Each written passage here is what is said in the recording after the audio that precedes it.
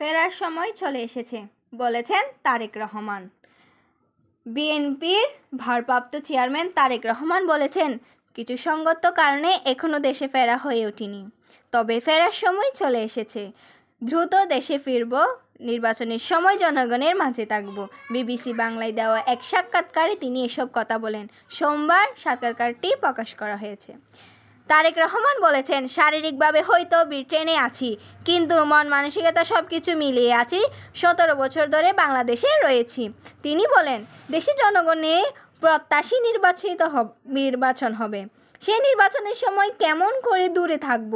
নির্বাচনের সময় জনগণের সঙ্গে জনগণের মাঝেই থাকব। বিএনপির ভারপ্রাপ্ত চেয়ারম্যান বলেছেন, আমি নিজেই জুলাই গণ অভ্যুত্থানের মাস্টারমাইন্ড হিসেবে দেখি না। জুলাই গণ অভ্যুত্থানের মাস্টারমাইন্ড কোনো ব্যক্তি বা দল নয়। বাংলাদেশ গণতান্ত্রিককামী জনগণ প্রকৃতপক্ষে জুলাই গণ অভ্যুত্থানের মাস্টারমাইন্ড। বিএনপি প্রথম থেকে বলে এসেছিল, যত দ্রুত নির্বাচিত হবে তত দ্রুত দেশে স্থিতিশীলতা আসবে, যোগ করে তিনি।